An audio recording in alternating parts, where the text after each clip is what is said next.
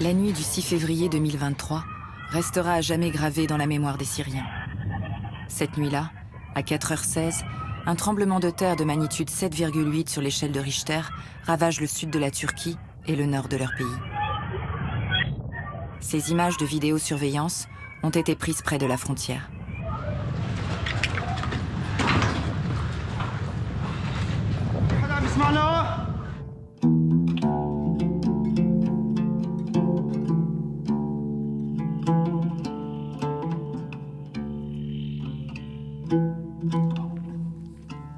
Un an après ce drame, nous avons voulu savoir comment les habitants du nord-ouest de la Syrie tentent de panser leurs plaies.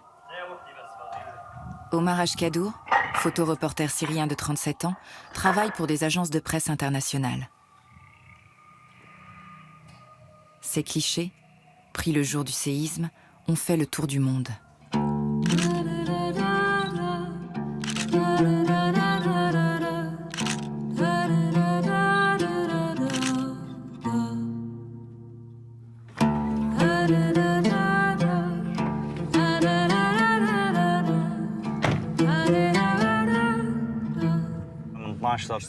Après 12 ans de guerre, on a fini par s'habituer aux bombardements, aux destructions et à la mort.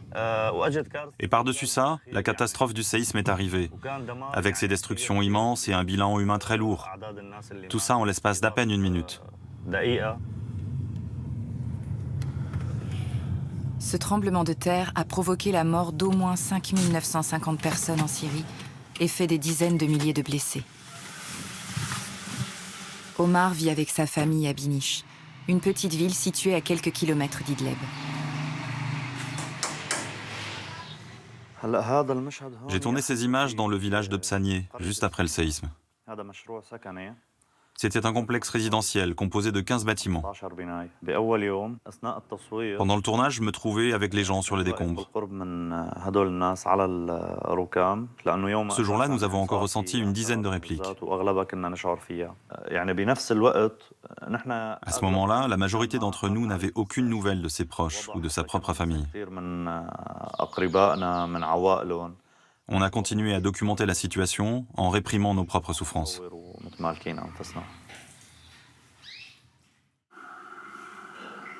Fatmé, l'épouse d'Omar, est étudiante en psychologie. Elle aussi se souvient avec effroi de ces secousses. J'allais me coucher au moment du séisme. J'étais à la fin de mon 8e mois de grossesse. J'ai appelé mon mari. Il a tout de suite couru vers notre fille. Elle hurlait en entendant les cris des voisins.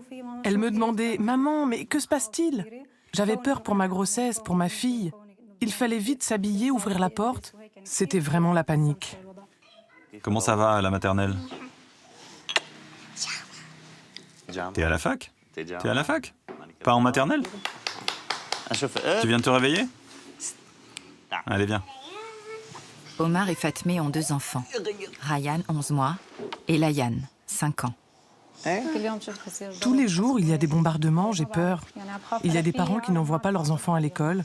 Je ne sais pas quoi faire. Quand les bombardements s'intensifient, il ne faut pas l'envoyer. Tu dis toi-même que l'école nous demande parfois de ne pas l'envoyer. Il faut évaluer la situation au jour le jour.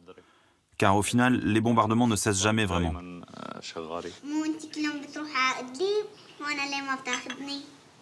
Quand tu seras grande, tu es encore petite pour ça.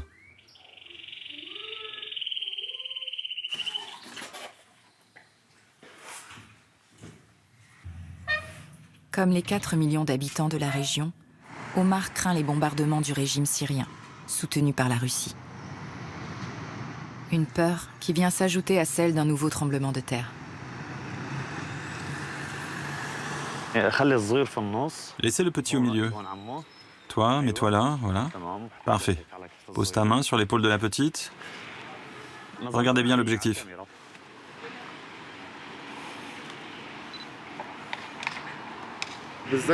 À chaque fois que je repense au séisme, je suffoque. Ça a créé une phobie chez moi.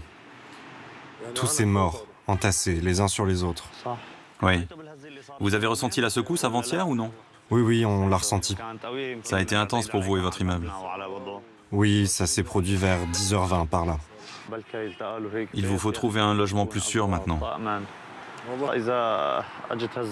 Si un nouveau séisme important survient, tout le bâtiment pourrait s'effondrer. Vous n'avez pas essayé de louer un autre logement, même modeste, avec un loyer modéré? Il n'y a pas de logement à moins de 70 $ par mois aujourd'hui à Idlib. Je suis blessé au bras et à la jambe. Et comment tu gagnes ta vie alors? Je ne travaille pas. J'essaye d'extraire du fer des décombres, des trucs comme ça. Ici, les bombardements continuent. L'autre jour, le quartier entier a été bombardé. Cela fait presque 1 an qu'on souffre de diverses maladies. Bon courage à vous. J'espère que ça va aller. À Idlib, les habitants comme Souleymane et sa famille ne savent plus si la prochaine menace viendra de la terre ou du ciel, coincés entre ces deux dangers qui les dépassent. Ils continuent à lutter chaque jour pour leur survie. Plus au nord, la beauté des paysages de Gendaris contraste avec la douleur des habitants. Sous ces faux airs tranquilles, cette localité a aussi été ravagée par le séisme. C'est ici que vit la famille Kibar, une famille kurde originaire de la région. Choukri, le père, son fils Hamoudé, 19 ans, et la fille de Hamoudé, Touline, bientôt 2 ans. Tous les 3 sont des rescapés du séisme.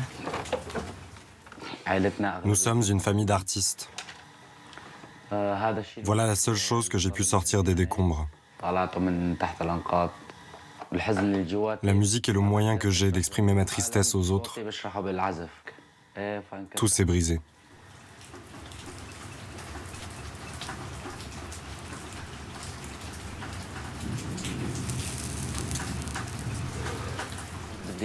J'allais dormir quand soudain la terre s'est mise à trembler. J'ai alors réveillé ma famille pour qu'ils s'échappent du bâtiment. J'ai sorti mes enfants, ma femme et ma sœur, et nous nous sommes mis à courir. Ma mère nous précédait. Arrivé en bas de l'escalier, le bâtiment s'est écroulé sur nous. J'ai alors senti ma petite m'échapper des mains. Là, je me suis évanoui.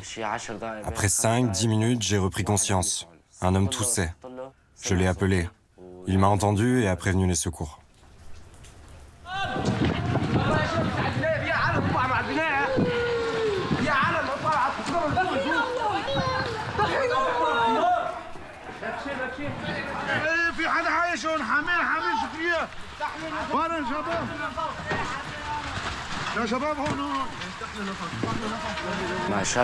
Un parpaing a bougé et un passage s'est créé. J'ai pu sortir ma main et la remuer. Je n'y voyais rien. Mes yeux étaient pleins de remblais.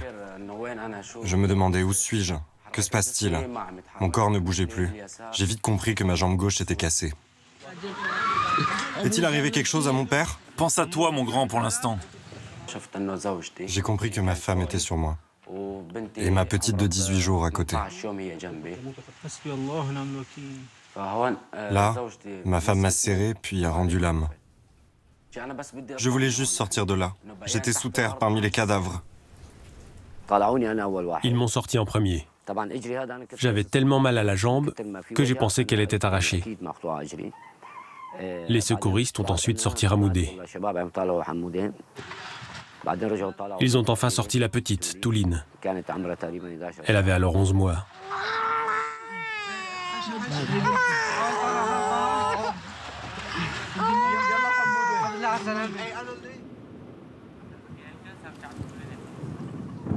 Aujourd'hui, la famille tente de se reconstruire un quotidien.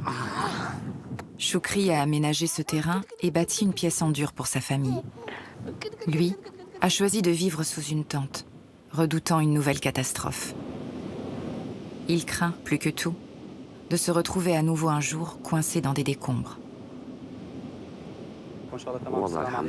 Bonjour, comment allez-vous? Je me présente, je suis Mohamed Sharif Taha, volontaire de la défense civile. Je fais partie des sauveteurs qui sont intervenus après le séisme. Un sauveteur aime aller à la rencontre des rescapés pour prendre de leurs nouvelles. Je voulais le faire depuis longtemps déjà. Moi aussi, je voulais vraiment avoir cette occasion de vous remercier en personne. J'aimerais apprendre à mieux vous connaître. J'aurais aimé que vous ayez plus de matériel pour agir. Vous savez, des personnes étaient encore vivantes dans les décombres, ma femme notamment. Le lendemain, quand les sauveteurs l'ont sorti, son corps était encore chaud. Dis merci. T'en veux un autre? Merci, monsieur. Bien que rodés aux opérations de sauvetage, après des années de bombardements intensifs, les secouristes de la défense civile syrienne, les casques blancs, se sont retrouvés bien démunis pour faire face à cette catastrophe.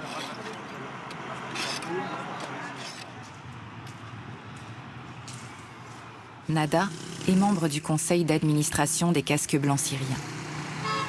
À 32 ans, elle s'est retrouvée en première ligne pour organiser les secours, après le séisme. Dès les premières heures, l'état d'urgence a été décrété dans tous les centres de la défense civile. Tous les engins et véhicules ont été réquisitionnés, ainsi que des logisticiens, le personnel administratif et les volontaires. Toutes les unités se sont mobilisées. On travaillait sous la pluie, les volontaires ne dormaient plus, les équipes travaillaient 24 heures sur 24 et se relayaient. Malgré le devoir d'assistance, l'aide humanitaire internationale est restée bloquée près d'une semaine à la frontière avec la Turquie. L'aide internationale a accusé un retard dans le nord de la Syrie malgré l'ampleur de la catastrophe et des demandes répétées des organisations civiles locales pour faire entrer cette aide. L'aide a été politisée et conditionnée à l'accord du régime de Bachar al-Assad et des Nations Unies. Mais si nous avions bénéficié de cette aide plus rapidement, nous aurions pu sauver davantage de vies.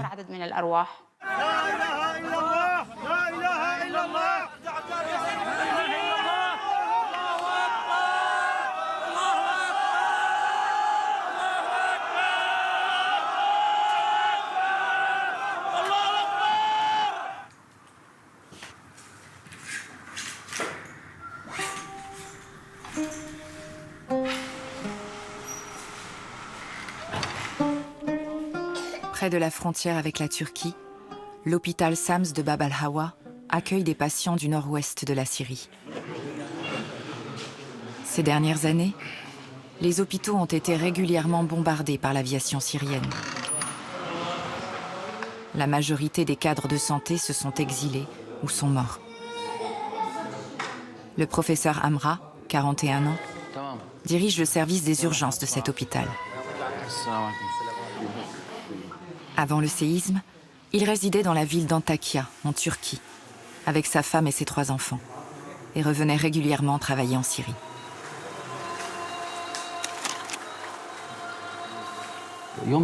Le jour du séisme, je travaillais à l'hôpital. J'ai essayé en vain d'entrer en contact avec ma famille. Je suis descendu aux urgences. Il y avait tellement de blessés. En l'espace d'une demi-heure, nous recevions déjà une centaine de blessés. Des membres écrasés, des fractures vertébrales, des blessures abdominales et des syndromes d'ensevelissement. En l'espace de 48 heures, plus de 800 patients sont arrivés aux urgences de l'hôpital. Faute de ressources, le personnel a dû procéder au tri des patients. هذا هو قسم الإسعاف حاليا في مشفى باب الهوى مكتظ بالكامل حاليا تمام وما زالت الإصابات تتوارد إلى المشفى.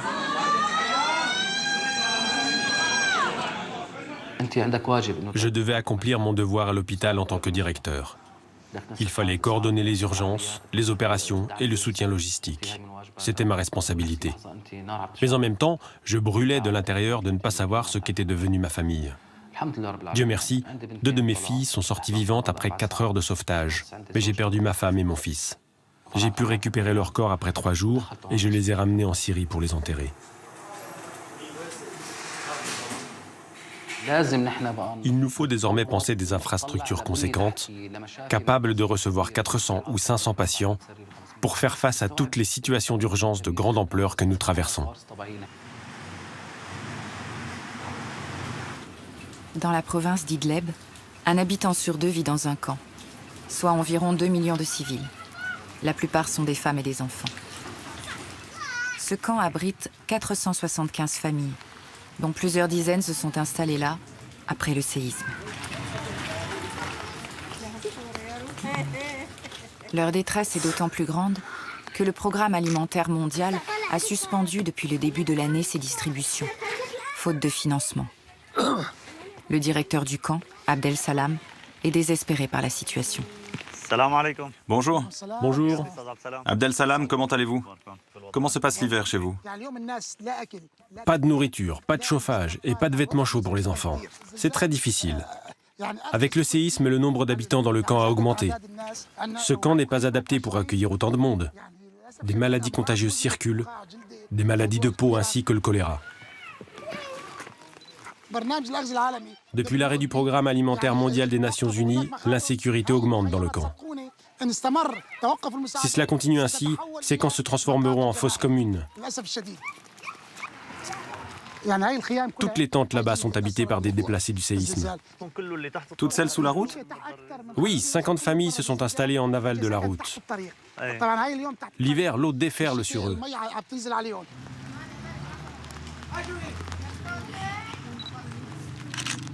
Dans ces camps de fortune, vivent également des familles expulsées des pays voisins où elles s'étaient réfugiées. Quand elles sont renvoyées vers des territoires tenus par le régime, elles sont arrêtées, torturées, voire tuées. J'étais prisonnier dans les geôles du régime. C'est sans doute la plus jeune ex-prisonnière. Elle était avec vous? Oui. Vraiment? Oh mon Dieu. Ça ne fait pas longtemps que vous êtes sorti alors? Environ 5 ou 6 mois. 5 mois? Je vous souhaite un bon rétablissement. Vous avez passé combien de temps en prison? Environ 5 mois. Nous étions réfugiés au Liban. Ah, vous avez été arrêté au retour? On nous a beaucoup torturés, avec tous les moyens possibles. Il a fallu débourser une véritable fortune pour sortir de là. Je vous souhaite bien du courage. Heureux de vous avoir rencontré. Au revoir. Au revoir.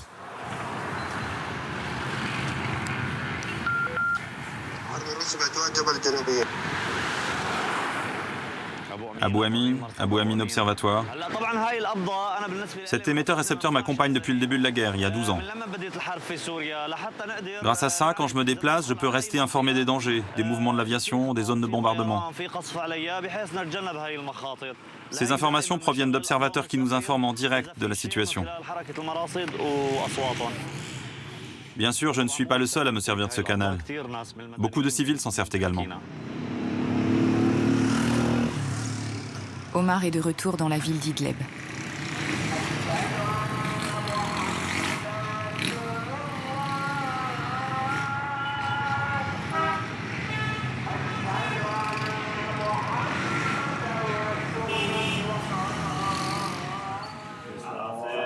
Merci beaucoup, Abou Ahmad. Merci. Durant 2 ou 3 mois après le séisme, j'étais capable de ressentir toutes les secousses, même les plus faibles. C'était juste une impression, pas des répliques. Mais si, je vérifiais sur l'ordinateur juste après. Au moment du séisme, j'ai pensé, j'ai un lit ici et une armoire là. Si une secousse arrive, je pourrais me planquer entre les deux. Comme ça, si le toit s'effondre, je serai protégé par l'armoire. Mon esprit s'est mis à se raconter de ces histoires. À Idleb, les espaces de rencontre comme ce café sont rares. La nuit, la plupart des habitants restent calfeutrés, redoutant une nouvelle catastrophe.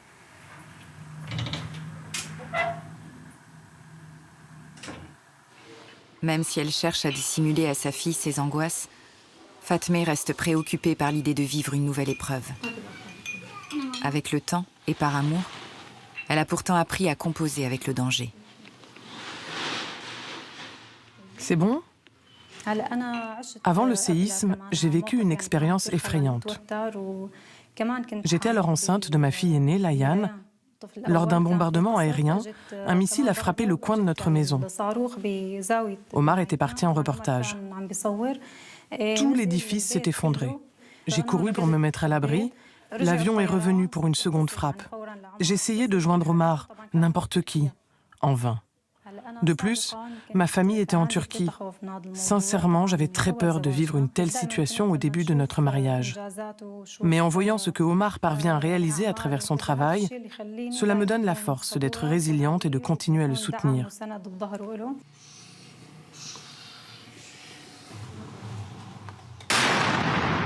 31/12/2023 تجدد الرمايات على مدينة إدلب. الله أكبر. بس خليكم بالبيوت، لا تتم العالم تطلع على الشوارع. تجدد رمايات على مدينة إدلب. يا شباب بس لا تتموا بالشوارع، بس لا تتموا بالشوارع.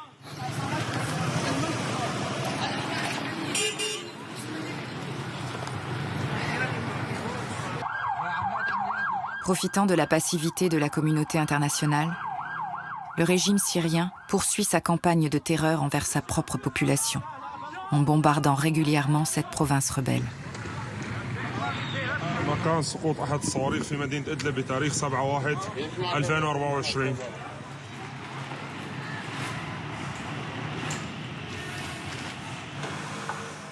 À Idleb, 500 bâtiments sont en attente de démolition et 1500 édifices nécessitent des travaux de grosses œuvres pour être rendus habitables.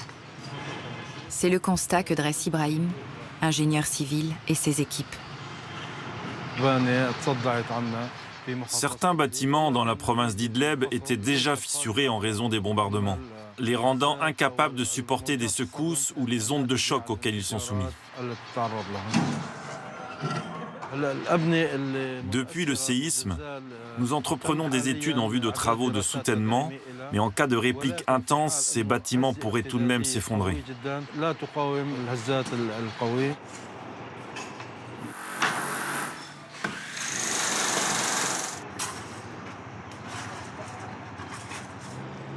Les bâtiments construits aujourd'hui pourraient donc ne pas résister dans le temps. Face à cette perspective inquiétante, Omar s'applique à profiter du moment présent. Quelles que soient les scènes horribles ou tristes auxquelles j'assiste, dès que Layan court pour ouvrir la porte et me prendre dans ses bras, j'oublie tout ce qui s'est passé de difficile et triste avant.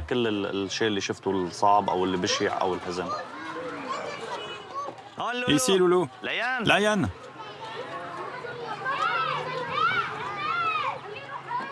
Salut, salut, salut. Salut, mec. Alors, comment ça va? T'as fini ta journée? Hein?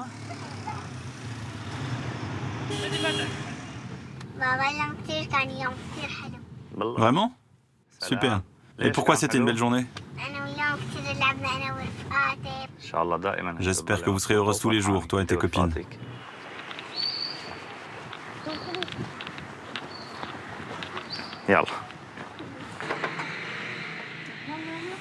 En dépit de la guerre, Omar a fait le choix de rester vivre en Syrie avec sa famille. Lorsque je me trouve avec des personnes qui ont subi des injustices ou l'oppression, ces personnes me disent toujours « Tu es notre voix, transmets notre message au monde ». Ces mots, à eux seuls, m'encouragent et me motivent pour poursuivre mon métier, car les gens ont le sentiment que je les représente.